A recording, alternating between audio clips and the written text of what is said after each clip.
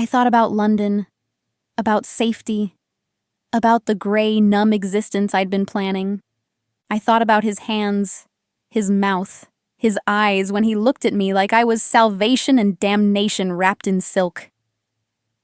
I understand, I said softly. And? His hands tightened on my waist. What will you choose? I opened my mouth to answer. Polizia, mani in alto. The field flooded with officers, guns drawn, shouting in Italian. Dante cursed, stepping in front of me instinctively, hands rising. Don't move, he said quietly. Let me handle this. But one officer, young, nervous, gun shaking, moved too fast. Grabbed my arm. Yanked me away from Dante. I saw it happen in slow motion, Dante's face transforming. Not into the controlled businessman. Not even into the efficient killer. Into something primal. Feral. Unhinged. He moved, disarmed the officer, broke his nose, had him on the ground in seconds. Other officers swarmed, and Dante fought them all, blood and rage and pure violence trying to reach me. Dante, stop! I screamed. He froze. Blood dripping from his knuckles. 5 officers on him. His eyes found mine, wild, desperate, completely undone. She's mine, he said hoarsely. She's mine. You don't touch what's mine. Signore. An older officer approached carefully, hands raised. We're not here to hurt anyone. The plane crash, we received reports. We're here to help. She stays with me. Dante's voice was pure gravel. Non-negotiable. She can ride with you, I promise. Just, per favor, calm down. It took 20 minutes to sort out. 20 minutes of Dante refusing to let anyone but me near him, of officials making calls, of Carlo negotiating in rapid Italian. Finally, the Florence estate has been contacted. Cars are coming. You're free to go. They released Dante. He came to me immediately, hands framing my face, searching for any sign of harm. Did they hurt you? No, I'm fine. Dante. I caught his wrists. You need to stop. You can't attack police officers every time someone touches me. Yes, I can. Dead serious. And I will. Anyone who touches you without permission. Anyone who looks at you wrong. Anyone who tries to take you from me. His forehead pressed to mine. I'm not rational about you, Eleanor. I'm not controlled. You've made me insane. I know. And I did. I could see it in his eyes. The obsession, the possession, the raw need. I know. And you're still here. I'm still here. Why? His voice broke. Why stay with a monster? I thought about my answer carefully. Thought about Michael, about the hospital, about 2 years of feeling nothing at all. Because you make me feel alive, I said finally. Because when I'm with you, I'm not numb anymore. I'm terrified and thrilled and confused and alive. And I'd rather feel everything, even fear, than feel nothing at all. His eyes closed. That's the wrong reason to sorrow. Maybe. I pulled his hands down, held them between us. But it's my reason, and I'm choosing it. Choosing you. Choosing this. Whatever this is. You don't know what you're agreeing to. Then show me. I met his wild gaze steadily. Show me your world. Your darkness. All of it. And let me decide if I can live in it. And if you can't, then I'll leave, and you'll let me go. No. He said it immediately, instinctively, then quieter. I'll try. Dio, I'll try. But Eleanor? He pulled me against him, arms wrapping around me like chains like safety. I'm not sure I'm strong enough to survive losing you. So don't make promises you can't keep. Don't choose me unless you're sure. Because once you're mine, truly, completely mine, I won't let you go. Can't. Won't. I'll lock you in a tower, chain you to my bed, follow you to the ends of the earth. Whatever it takes. Do you understand? I should be terrified, should run screaming, should flag down those police officers and beg for help. Instead, I rose on my toes and kissed him. Soft. Sure. Choosing him with my mouth, my body, my reckless, foolish, resurrected heart. I understand, I whispered against his lips. I'm yours, Dante. Completely. So keep me. Keep me safe. Keep me alive. Keep me yours. The sound he made was triumph, and relief, and possession. Mia, he breathed. Mine. Forever. Part 8. Dark Promise. The Florence estate was a fortress disguised as a villa. Stone walls. Iron gates. Armed guards at every entrance. Acres of manicured gardens hiding God knew what kind of security. Dante's hand never left mine as we walked through halls lined with Renaissance art, up marble staircases, past rooms that spoke of old money and older violence. His bedroom was a study in controlled luxury. Four-poster bed, silk sheets, floor-to-ceiling windows overlooking cypress trees and Italian sky. This is where you'll stay, he said. With me. In my bed. In my space. Is that understood? Yes. You'll have everything you need. Clothes, books, whatever you want. But Eleanor? He turned me to face him. You don't leave the estate without me. You don't speak to anyone I haven't approved. You don't make friends with my enemies or allies. You don't exist except as yours. Yes. No apology. No shame. That's exactly what I'm asking. Can you do that? I thought about London, about independence, about the modern woman I was supposed to be. Then I looked at this man, this beautiful, broken, dangerous man, and felt something slot into place. Something dark and hungry, and mine. On one condition, I said. His eyebrows rose. You're negotiating? Yes. If I'm yours completely, then you're mine too. Completely. No other women, no secretaries or singers or society wives.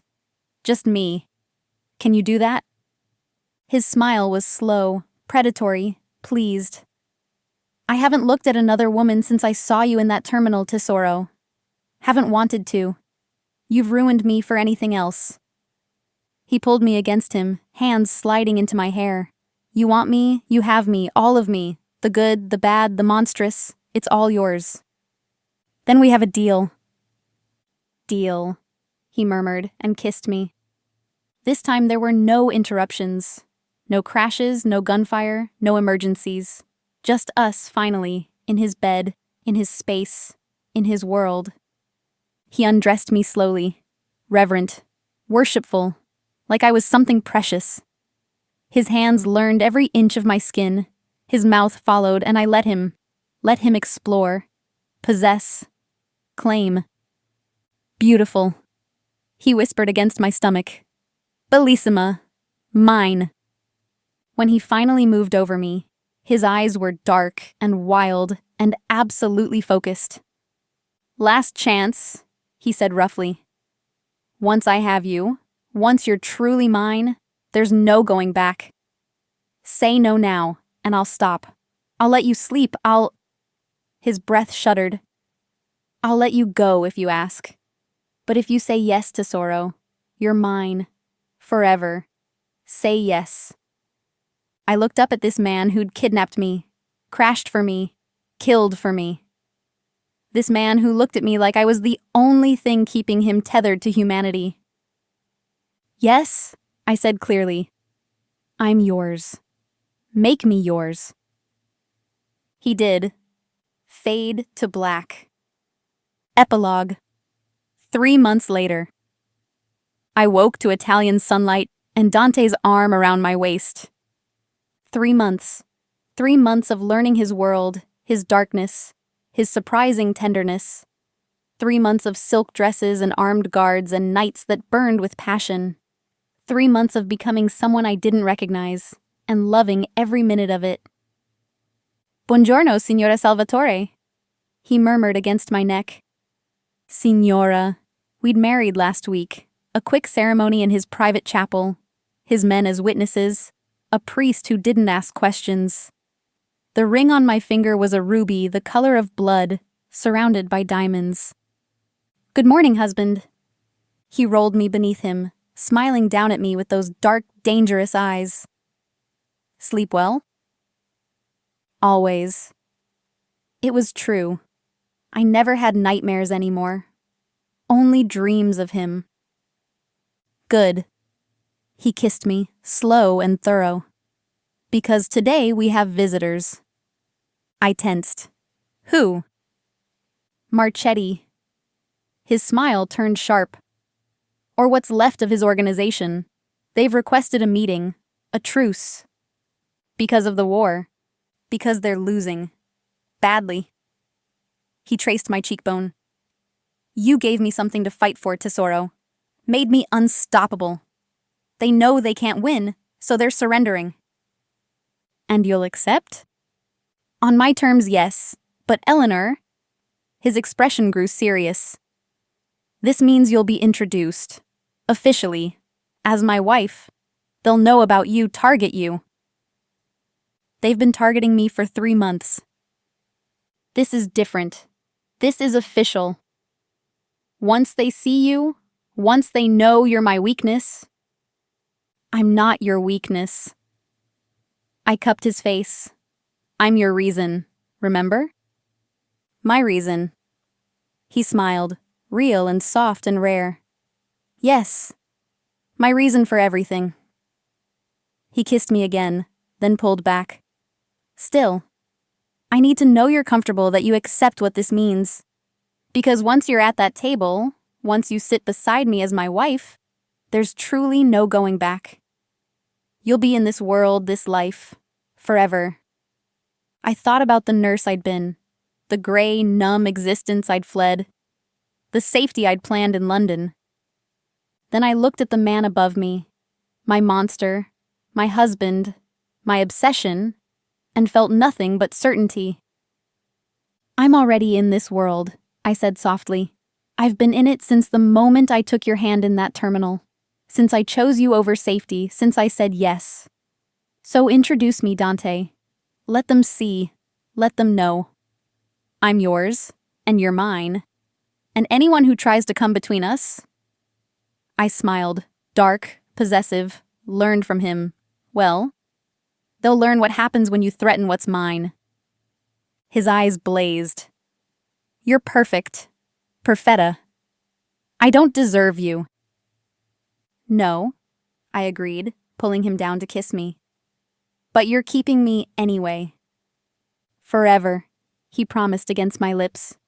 Forever, I agreed. Outside the window, cypress trees swayed in the Italian breeze. Guards patrolled the walls. Somewhere in Florence, men were gathering, allies.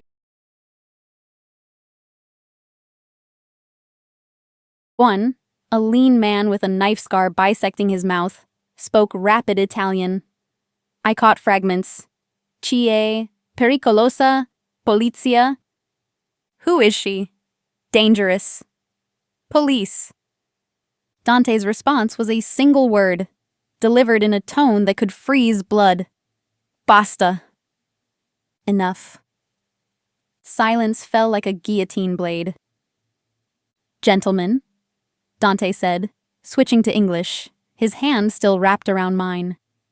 This is Miss Eleanor Hartley. She's a guest. My personal guest. He paused, letting the emphasis sink in. Anyone who causes her discomfort will answer to me. Personally. Is that understood? Murmurs of assent. The scarred man's expression shifted. Surprise, then something darker. Resentment, maybe. Or hunger. Carlo will show you to the cabin. Dante released my hand, and I felt the absence like cold air on damp skin. Make yourself comfortable. We'll speak when the weather clears. The cabin was larger than my entire Brooklyn apartment had been. A bed, actual bed, not a fold-down, dominated one wall, dressed in silk sheets the color of old money, a leather armchair. A writing desk with Italian marble inlay. A door that I assumed led to a bathroom.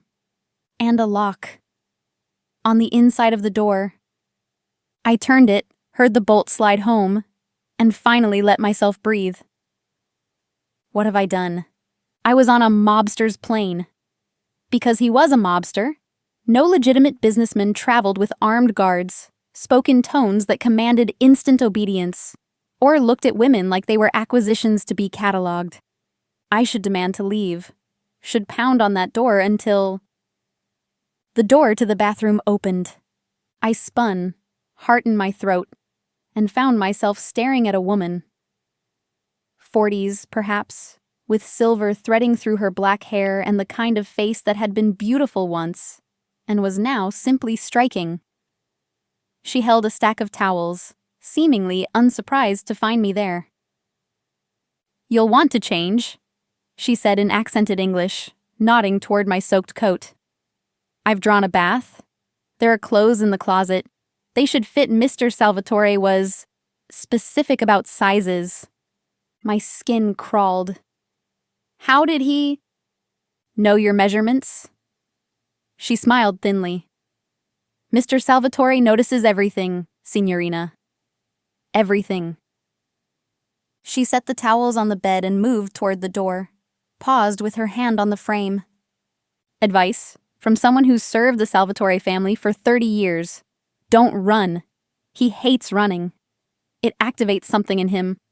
Something..." She searched for the word. Primal. "Who is he?" I whispered. "You don't know?" Her eyebrows rose. "Then you're either very brave or very foolish." She studied me a moment longer. "He's the wolf, signorina. And you've just walked into his den wearing red." She left. The door clicked shut. I stood alone in the cabin, dripping rain onto carpet that probably cost more than I made in 6 months, and tried to organize my thoughts into something resembling a plan. Facts. Dante Salvatore was dangerous, powerful, interested in me for reasons I couldn't fathom. I was trapped on his plane until he decided otherwise. Options. Limited. I could refuse to cooperate, could demand he release me, could threaten to scream, all of which would accomplish exactly nothing. Or I could play along. Stay calm. Wait for an opportunity to escape. The bathroom was pure decadence, marble and gold fixtures, a tub large enough to drown in. The water was already drawn, steam rising in delicate curls, scented with something expensive, jasmine maybe. Or gardenia. I locked that door too. The bath should have relaxed me. Instead, I kept thinking about his words. "That depends entirely on you, Tesoro." Tesoro. Even I knew that one. Treasure. I dressed in the clothes provided. A dove gray silk blouse that fit perfectly, tailored charcoal trousers that hugged my hips, stockings so fine they felt like water against my skin. The closet held more. Dresses, coats, even a nightgown in ivory lace that made my face burn. How long had he been planning this? A knock on the door made me jump. "Miss Hartley," Carlo's gravelly voice. "Mr. Salvatore requests your presence." Requests, as if I had a choice. I opened the door. Carlo stood there, massive and impassive, and gestured down the corridor with one scarred hand. The main cabin had transformed. The other men had disappeared. Soft jazz played from hidden speakers. A woman's voice, sultry and sad, singing about lost love in French. The lights had dimmed to amber warmth, and Dante sat at a small table near the windows, two place settings arranged on white linen, crystal glasses catching the light. He'd removed his jacket. His white shirt was rolled to his elbows, revealing forearms roped with muscle and something else. Scars. Old ones, raised and pale against olive skin. Some looked like burns, others like blades. He stood when he saw me, and I watched his eyes travel from my damp hair to the clothes that fit like they'd been made for me. Because they had been. Beautiful. He said quietly, "Come, sit. You must be hungry." I was. Starving, actually. I'd skipped breakfast, too nervous about the flight to eat. But the thought of food made my stomach clench. "I'd prefer to know what I'm doing here." "Eating dinner." He pulled out a chair. "Unless you'd like a different activity?" The way he said activity made heat crawl up my neck. "Why me?" I asked instead. "You don't know me? I'm nobody." "Nobody?" He repeated the word like it offended him. "You're a woman alone in an airport at midnight, waiting for a flight that won't come. You're calm under pressure. You don't beg or plead or cry. You think." He moved closer, and I fought the urge to retreat. "And when I looked at you, Tesoro, I saw something I haven't seen in a very long time." "What?" "Light." He said it simply, matter-of-factly, like he was commenting on the weather. "Everything in my world is dark, Eleanor. Everything but you." His hand lifted, and I froze as his knuckles brushed my cheek, gentle enough to make my breath catch. "You still have light in your eyes? And I want it." His touch lingered. Warm. Rough from old violence. I should pull away. Should tell him he was insane. Instead, I heard myself whisper, "I'm not a possession." "No," he agreed. "You're a choice. And I'm choosing you." "You can't just—" "I can."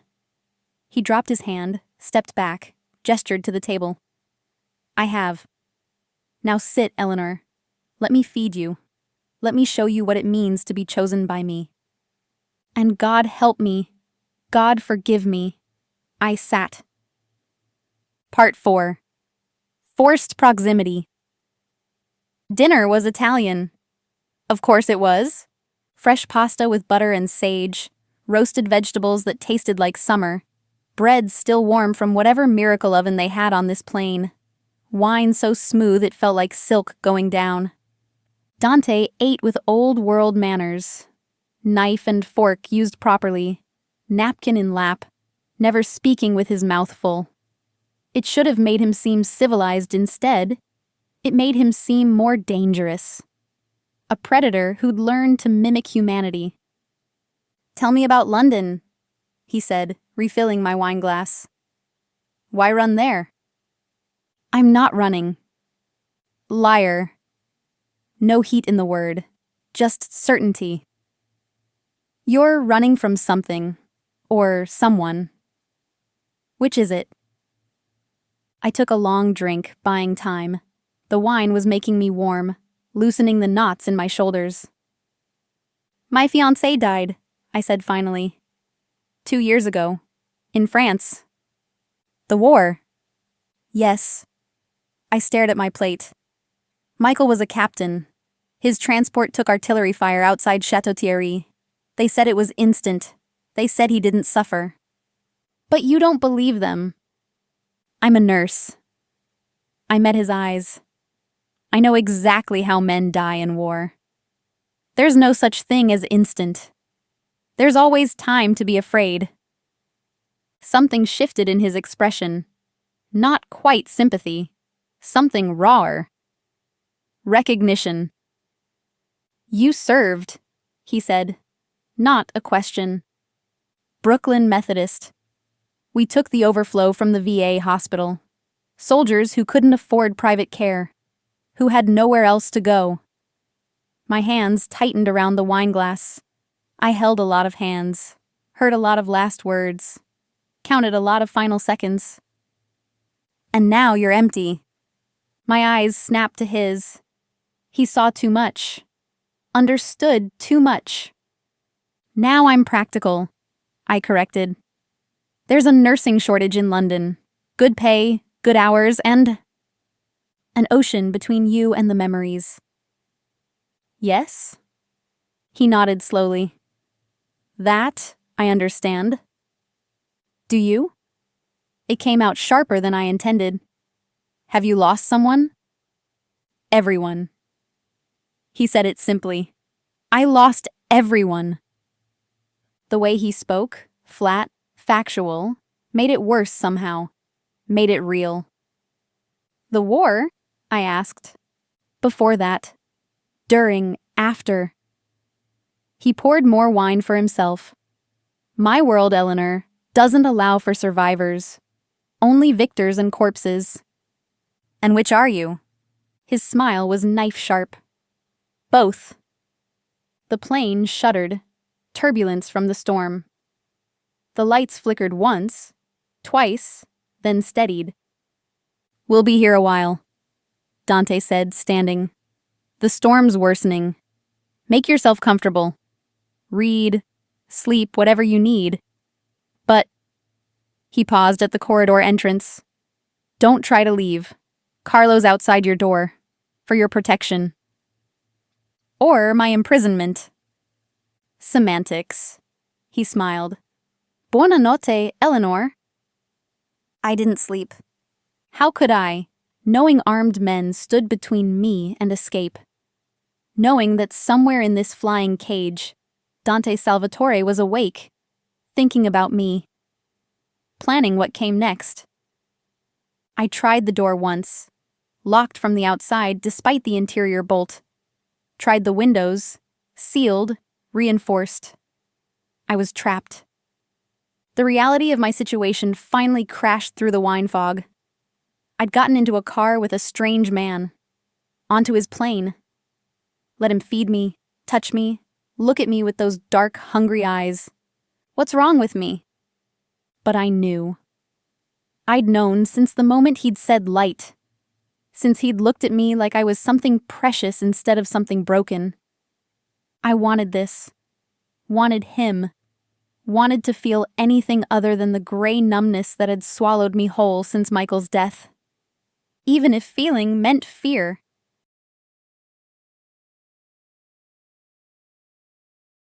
A knock on the door jerked me from my spiral. I'd been pacing, wearing a path in that expensive carpet, still dressed in the clothes Dante had provided. Yes? It's me. His voice rough with something I couldn't name. Open the door, Eleanor. It's locked.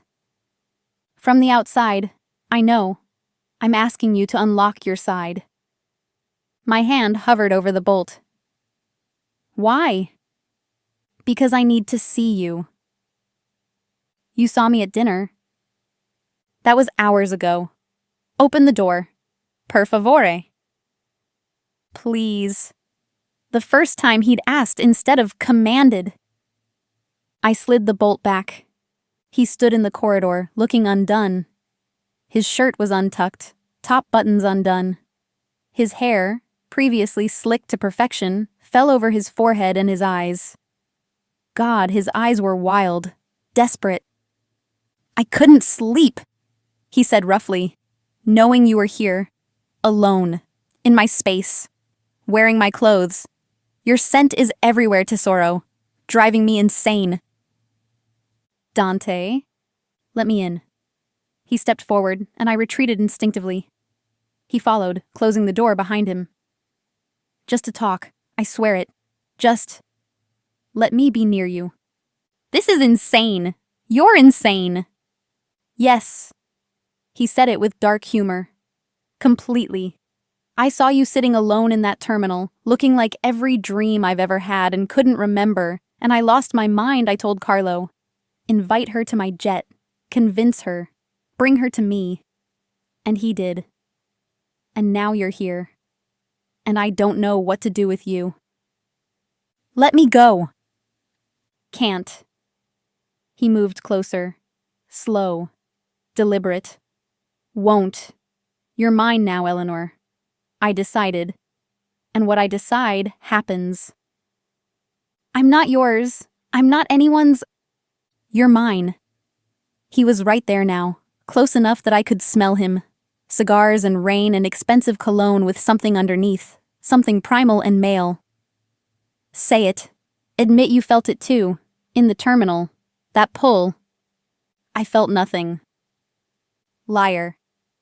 His hand cupped my jaw, tilted my face up.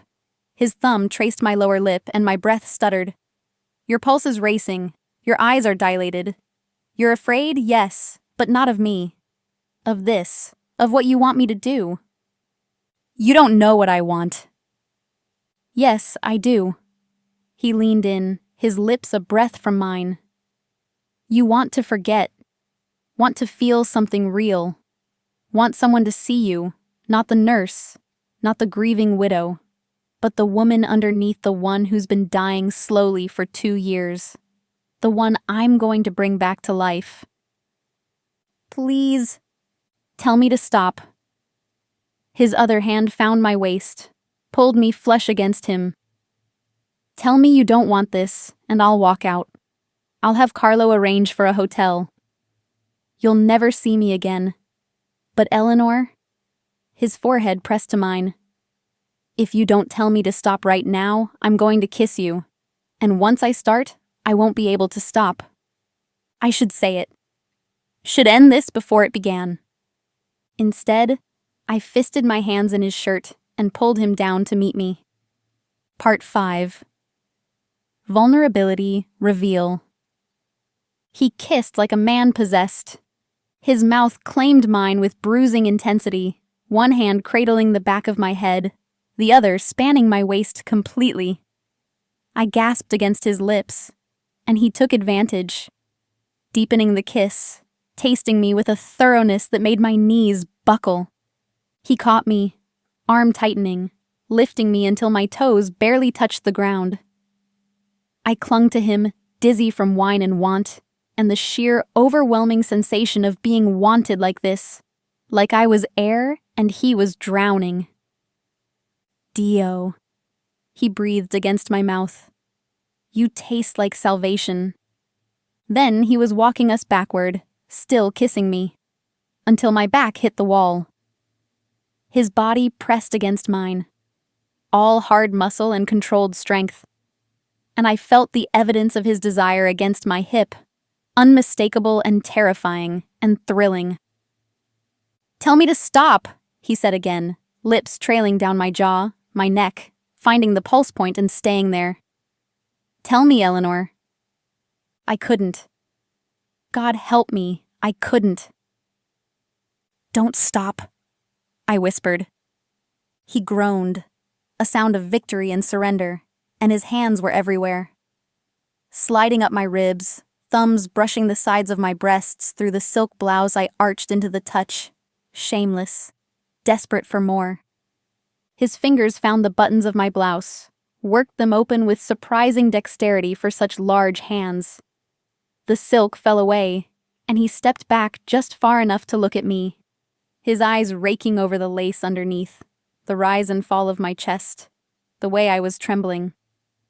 Perfect, he murmured. Perfetta. Every inch of you. Then his mouth was on my collarbone, my shoulder, the swell of my breast above the lace. I threaded my fingers through his hair, gasping his name, lost in sensation. A crash outside the door. Shouting in Italian. Gunshots. Dante had me behind him in a heartbeat. One arm extended protectively while his other hand went to his back, emerging with a gun I hadn't realized he was carrying. Stay here, he ordered. Lock the door behind me. Don't open it for anyone but me. What's happening? Stay here. He was gone, moving with lethal grace into the corridor. I did as he commanded, locked the door, then pressed my ear against it, listening. More shouting. A scream, cut short. The distinctive sound of fists hitting flesh, a body hitting the floor. Then, Dante's voice, cold and utterly devoid of the warmth he'd shown me. Chi ti ha mandato? Who sent you? A whimper, begging in Italian. Dante's response was 2 gunshots. Silence fell like snow.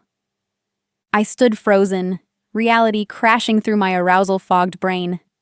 He'd just killed someone, murdered them, feet from where we'd been, where I'd been. A knock on the door, gentle, almost apologetic. Eleanor, it's me. You can open the door. I didn't move.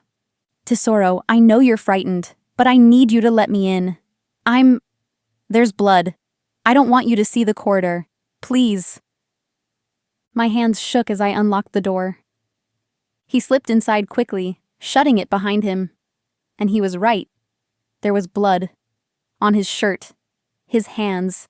Spattered across his neck like obscene freckles. What happened? My voice sounded far away. Rival family. They bribed one of the new guards. Must have followed us from the city. He's dead now. They all are. He said it matter-of-factly, like he was discussing the weather. You're safe. That's all that matters. You killed them. Yes. Just like that? Yes. He moved to the bathroom, turned on the water. This is my world, Eleanor. I told you it was dark. I watched him wash blood from his hands, the water running pink then clear. Watched him strip off his ruined shirt, revealing more scars underneath so many scars.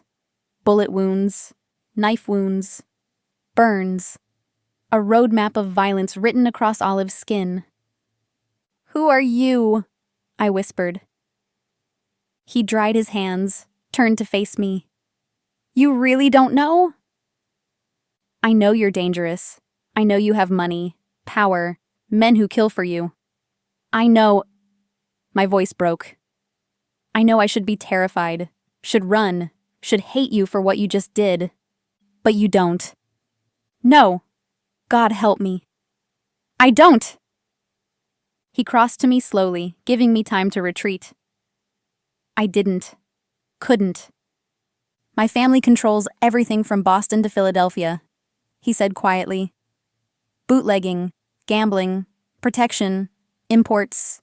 We own politicians, judges, police captains. We decide who rises and who falls, who lives and who dies. His hand cupped my face, thumb stroking my cheekbone. I'm a monster, Eleanor born into darkness, baptized in blood. Everything I touch, I destroy. Then why? Because you're the first thing in 10 years I want to touch without destroying. His forehead pressed to mine. You're the first thing I want to keep, and I'm selfish enough, cruel enough to do exactly that. Even knowing I'll ruin you. Maybe I'm already ruined. No. He said it with absolute certainty. You're hurt, grieving, numb, but not ruined. Not yet.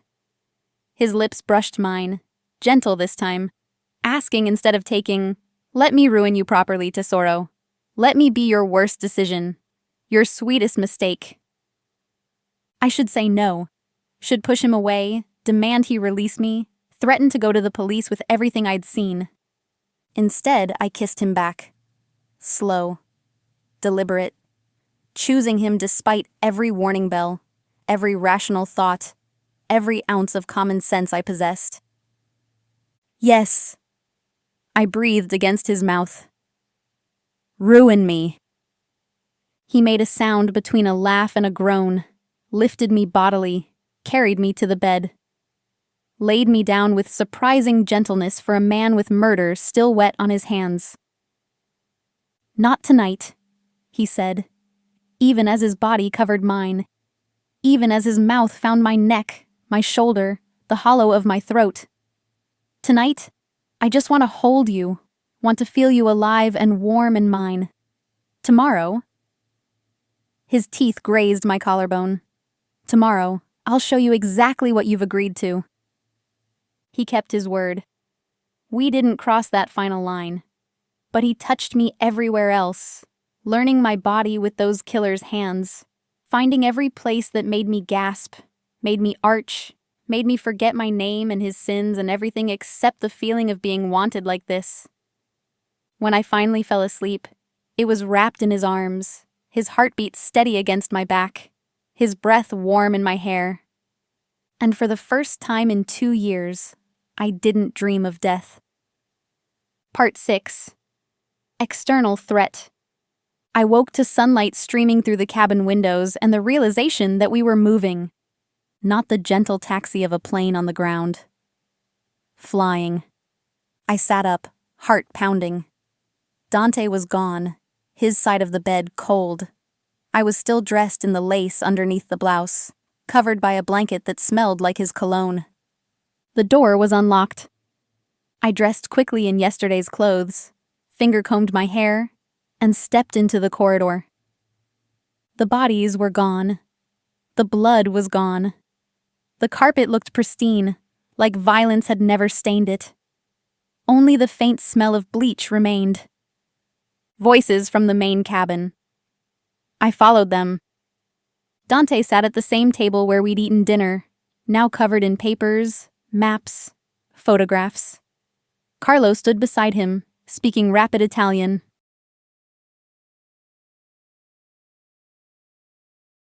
His private jet is 15 feet away.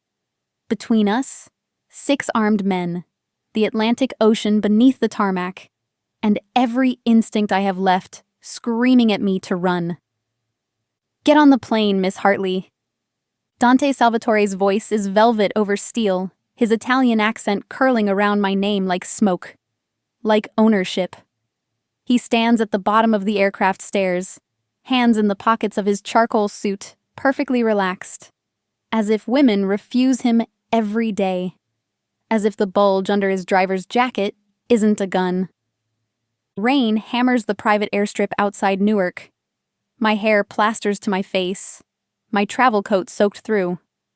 I'm shaking, from cold, I tell myself. Not from the way he's looking at me, like he's already decided. "I don't know you," I manage, voice steadier than my legs. His smile is slow. Dangerous. "You will." Lightning cracks the sky. In that flash of white, I see it, the way his men have positioned themselves. I'm not being invited. I'm being collected. "If I get on that plane," I say, "do I come back?" He tilts his head, studying me like I'm a puzzle he's already solved. "That depends entirely on you, Tesoro." Thunder rolls. My suitcase sits 10 yards away, abandoned when his driver first approached. Inside, everything I own. My nursing certificate, the letter from St. Catherine's Hospital in London, my one-way ticket to a new life. I should scream, should run back into the terminal where there are witnesses, police, normal people living normal lives. Instead, I hear myself ask, "Where are we going?" His eyes, dark as consecrated wine, gleam with something that might be triumph. Might be hunger. "Home?" he says. "My home? Until I decide what to do with you." Behind me, the terminal doors are glass and light and safety. Ahead, the stairs leading into his jet are polished steel, ascending into darkness. I take a step forward. Let me tell you how a practical English nurse became the obsession of New York's most dangerous man. Let me tell you about the 60 seconds that changed everything. Let me tell you why, when he said jump, I asked how high. Part 2. Her world, 60 minutes earlier. The departures board at Newark Airport flickered. London Heathrow. Delayed. Weather. I sank onto a vinyl chair in the deserted international terminal, fighting the burn behind my eyes. I would not cry. Not here. Not after coming this far. My fingers traced the embossed stamp on my passport. Fresh, stiff, smelling of new beginnings. Eleanor Catherine Hartley, 26 years old, registered nurse. Former resident of Brooklyn Methodist Hospital. Current resident of nowhere. Former being the operative word. Miss, the airport's closing this wing for weather.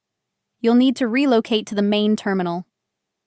The security guard was kind, apologetic. I smiled.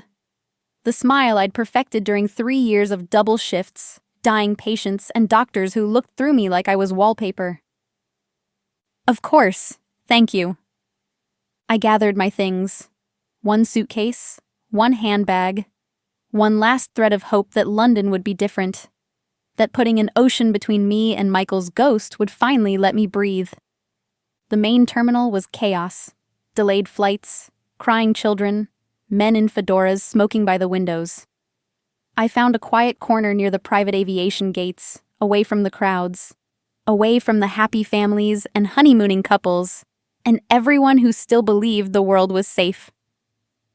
I'd believed that once, before the hospital, before Michael's last letter from France, the one that arrived 3 weeks after his funeral, before I'd held too many broken soldiers, heard too many final confessions, learned exactly how much blood the human body contains. 2 minutes, the morphine-addicted corporal had whispered, gripping my hand with shocking strength. That's how long it takes to die from a gut shot. You count every second. I'd counted with him, all 120. Now I counted different things. The money in my purse, $43. The months since I'd slept without nightmares, 0. The reasons I had left to stay in New York, none. Signorina. The voice was silk, unexpected in the empty corridor. I looked up. He stood 20 feet away, impossible to miss. Tall, intimidatingly so, with the kind of build that came from labor, not leisure. His suit was charcoal perfection, tailored to accentuate shoulders that seemed designed to carry violence. Dark hair, slicked back with precision. A face that belonged on Roman coins. Strong nose, severe jaw, lips that suggested cruelty and pleasure in equal measure. But it was his eyes that stopped my breath. Dark, intense, completely focused on me with an attention that felt physical, invasive. Like he was seeing through my coat, my dress, my skin, straight to the terrified creature huddled underneath. I think you have me confused with someone else, I said, proud when my voice didn't shake. No confusion. He moved closer, 3 steps that ate the distance with predatory grace. You're alone. It wasn't a question. I fought the urge to lie. Something told me he'd know. I'm waiting for a flight. To London. Again, not a question. He glanced at the departures board, then back to me. It won't leave tonight. Perhaps not tomorrow. Then I'll wait. In this terminal? Alone? His English was perfect, but underneath ran a current of Italian cadence that turned certain words into music. Into weapons. That's not safe, signorina. The irony was rich, coming from a man who radiated danger like heat from summer pavement. I appreciate your concern, but I'm perfectly capable of taking care of yourself. Yes, his lips curved, not quite a smile. I can see that. You hold yourself like a soldier. Shoulders back, spine straight, ready to run or fight. Which is it? My heart kicked against my ribs. Excuse me? If I came closer, would you run? Or would you fight? I'd scream. No. He shook his head slowly. You wouldn't. You'd calculate, assess, decide if screaming would save you or doom you. He tilted his head. Am I wrong? He wasn't. God help me, he wasn't. 3 years in a trauma ward taught you things. Taught you when to call for help, and when calling for help got you killed faster. Taught you to read men, the ones who'd survived their wounds and the ones already dead behind their eyes. This man's eyes were very much alive and very, very dangerous. "What do you want?" I asked quietly. "To offer you shelter, food, safety until the storm passes." He gestured toward the wall of windows, where rain lashed the glass in sheets. "My plane is here, fueled, ready, waiting for weather clearance to roam.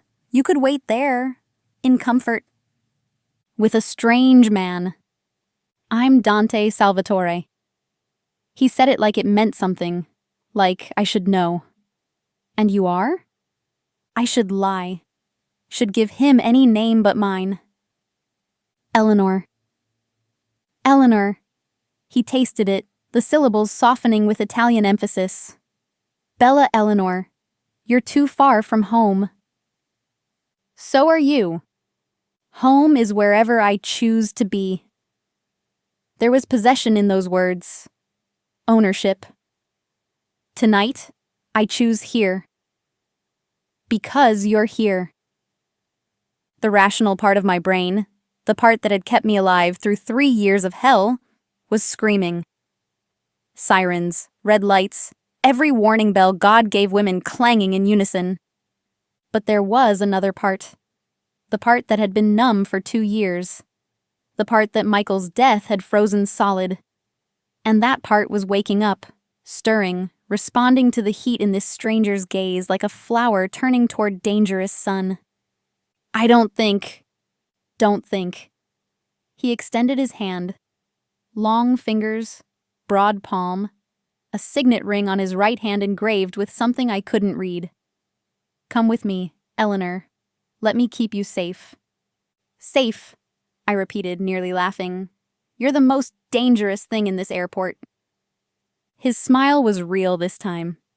Genuine, pleased, like I'd passed a test I didn't know I was taking. "Yes," he agreed. "I am. But not to you. Never to you."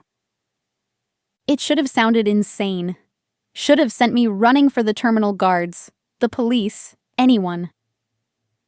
Instead, I looked at his outstretched hand and thought about London. About another hospital. Another ward full of dying men. Another version of myself going through mechanical motions while feeling nothing at all. I thought about the alternative. This stranger. This beautiful, terrifying man who looked at me like I mattered. Like I was worth crossing a terminal for, worth stopping for. Worth keeping. "Just until the storm passes?" I asked. "Just until then," he lied. I knew it was a lie. I could see it in his eyes. The same look Michael had worn when he'd proposed. The look that said mine. I took his hand. His fingers closed around mine. Warm, possessive, certain. The signet ring pressed cold against my skin. "Good girl," he murmured, and something in my stomach tightened at the praise, at the promise underneath. He didn't let go of my hand as he guided me toward the private gates. Didn't let go when his driver appeared, a mountain of a man with scar tissue where his left ear should be. Didn't let go when we stepped into the rain, when lightning split the sky, when I saw the jet for the first time. Sleek, black, expensive. The kind of aircraft that didn't file flight plans with commercial airlines. That's when the fear finally broke through my shock. "Mr. Salvatore?" Dante. His thumb stroked across my knuckles. "Once. Say it. Dante." My voice cracked. "I need to know. If I get on that plane, do I come back?" And he'd smiled. And asked his question. And I'd taken that first damning step. Part 3. His entrance. The jet's interior was a study in understated wealth. Cream leather seats, polished walnut tables, crystal decanters catching the low light like trapped amber. And everywhere. Men. They'd stood when Dante entered, a synchronized movement that spoke of military discipline. 6 of them, ranging from barely 20 to grizzled 50, all watching me with expressions.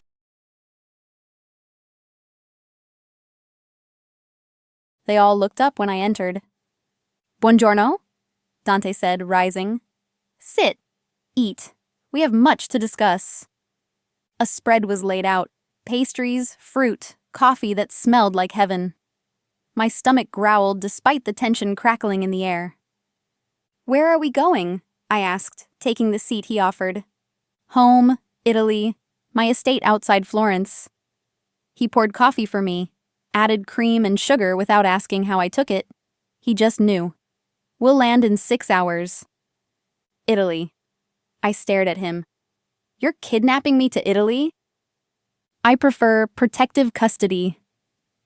His smile was knife-sharp. The men who attacked last night, they were Marchetti family. Chicago outfit. We've been at war for 3 years. They know I never bring women into my business. The fact that you were on my plane... He trailed off, expression darkening. They'll assume you're important to me. I'm not. You are. He said it with absolute conviction. And now they know it. Which means you can't go back to New York. Can't go to London. Can't go anywhere I can't protect you. This is insane. I have a life, a job. Had. Carlo spoke for the first time, his English heavily accented. The hospital called this morning. You missed your shift. They've terminated your employment. My chest tightened. You're lying. We intercepted your messages. Dante gestured to a telephone on the side table. You can call them yourself if you'd like. But Eleanor... He caught my hand when I reached for the phone. It doesn't matter. You're not going back. You can't just... I can. I have. He pulled me closer, into the space between his knees, his hands on my waist. I told you last night. I'm selfish. Cruel, I take what I want and destroy anything that tries to take it from me. And I want you. This isn't wanting. This is imprisonment. Semantics. That word again. His hands tightened fractionally. You kissed me back. You said yes. You let me touch you, hold you, mark you as mine. Don't pretend you didn't choose this. I chose a night, not a lifetime. Too late. His smile was dark promise. You're mine now. Completely. And I don't give back what's mine. I should fight. Should scream. Should demand he turn this plane around. Instead, I asked, what happens when we land? I keep you safe. Keep you hidden. Keep you... His hands slid up my ribs, possessive. Close. And if I want to leave? Then you'll leave. He said it easily, but his eyes told a different story. But Eleanor... He leaned in, lips brushing my ear. You won't, because deep down, underneath that practical nurse exterior, you're just as dark as me, just as hungry. You've been dying slowly, following rules, being good, and I'm offering you something different, something real, something that will either save you or destroy you. Maybe both. You don't know me. I know you kissed a monster. I know you didn't flinch when I came to you with blood on my hands. I know... His teeth grazed my earlobe. You touched me like you were starving, like I was the first real thing you'd felt in years. He wasn't wrong. God, he wasn't wrong. What do you want from me? I whispered. Everything. Simple. Absolute. Your time. Your touch. Your trust. Your surrender. I want you in my home, in my bed, in my life. I want to dress you in silk and jewels. I want to feed you, protect you, own you. I want... His forehead pressed to mine. I want to be the reason you smile, the reason you scream, the reason you remember what it means to be alive. And when you get bored? I won't.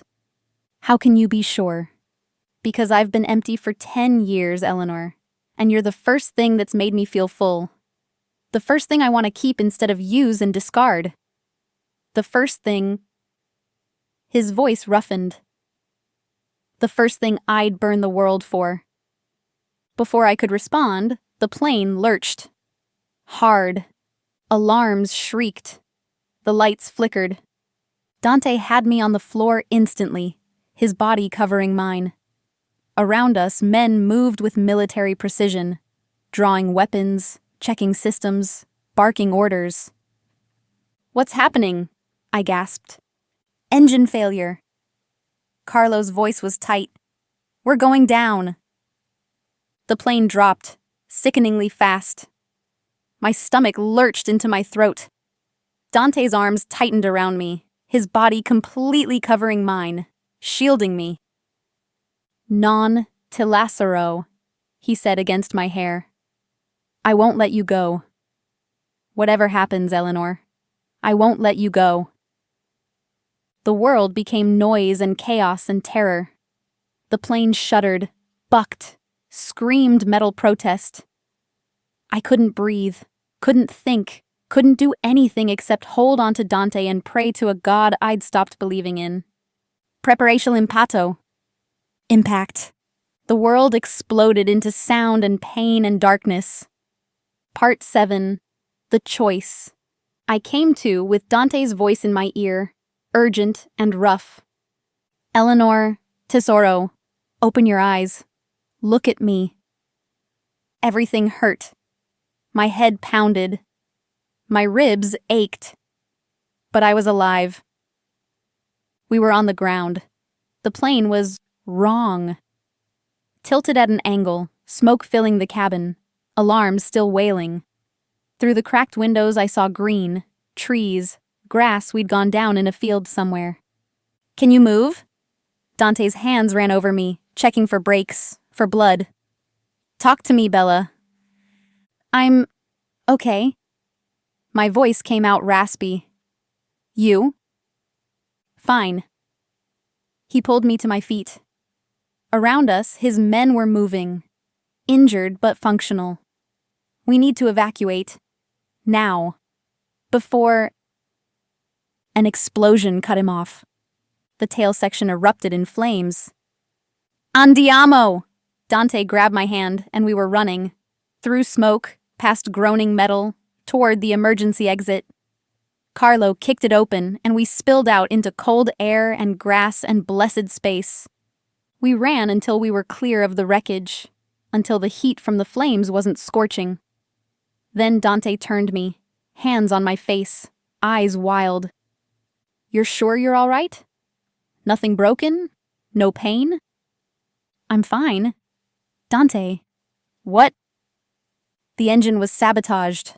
Carlo approached, blood streaming from a cut on his forehead. I checked before we went down. Someone planted an explosive time detonation. "Marchetti!" Dante's voice was death itself. "They're all dead. Every single one." "We're 20 miles from the nearest town," another man reported. "No phones? No radio? We're completely cut off." "Then we walk." Dante started removing his jacket, wrapping it around my shoulders. "Carlo, take point. Luca, rear guard. Everyone stays together. No one falls behind." "Dante..." I caught his arm. "This is because of me. They're hunting you because of me." "No." He turned, cupped my face. "They're hunting me because I dared to want something other than power. Because I let them see weakness." "But Eleanor..." His thumbs stroked my cheeks. "You're not my weakness. You're my reason. There's a difference." "What difference?" "Weakness can be exploited. A reason?" His smile was dark, feral. "A reason makes a man invincible. Because he'll do anything. Burn cities, topple empires, slaughter armies, to protect it." He kissed me, hard and fast and claiming, then pulled back. "Stay close to me. Do exactly as I say. And Eleanor, his eyes held mine. When this is over, you'll have a choice. I'll arrange for your safe passage to London, set you up with money, new identity, everything you need. You'll be free of me, free of this life. Or, he paused. You can stay. Choose me, choose this. Choose darkness and danger and a man who'll never deserve you, but will spend every day trying to be worthy anyway. Why give me a choice at all? Because keeping you prisoner isn't keeping you. And I want you to stay, Eleanor. I want you to choose me. Choose this. Choose us. Before I could respond, gunshots cracked the air. We hit the ground as bullets tore through the space where we'd been standing. Dante covered me again, gun in hand, returning fire with lethal precision. They followed us down, Carlo shouted. 4 vehicles, maybe 20 men. Figlio di puttana. Dante dragged me behind a section of fuselage. Stay down, don't move. Then he was gone, moving into the chaos with his men. And all I could do was watch as the man I'd met less than 24 hours ago fought like a demon to keep me alive. He was terrifying, beautiful, deadly. He moved through the attackers like death incarnate, shooting, dodging, killing with efficiency that should have horrified me. Instead, I couldn't look away. This was who he really was, not the smooth businessman who'd offered me shelter, not the gentle lover who'd held me through the night. This killer, a monster, my monster. The thought should have terrified me. Instead, it settled something deep in my chest. Some truth I'd been avoiding since the moment I'd taken his hand in that terminal.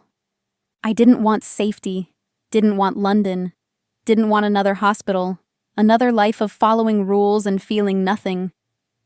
I wanted him, wanted this, wanted to feel alive, even if alive meant terrified, even if it meant dangerous. Even if it meant choosing the wolf instead of the lamb. The gunfire stopped. Silence fell, broken only by groaning metal and distant sirens. Dante appeared through the smoke, blood on his face, his shirt torn, his eyes scanning until they found me. The relief that crossed his features was raw, unguarded. Grazie a Dio. He pulled me up into his arms, holding me so tight I could barely breathe. You're safe. You're safe.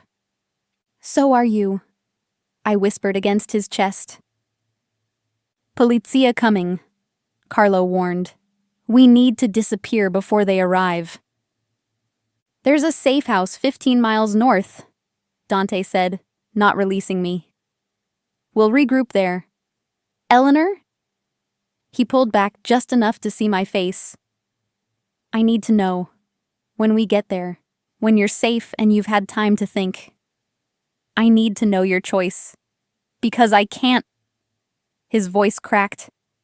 I can't keep you if you don't want to be kept. Do you understand? I looked at this man. This dangerous, deadly, darkly beautiful man who'd crashed into my life with the force of his plane hitting Earth. Who'd killed for me,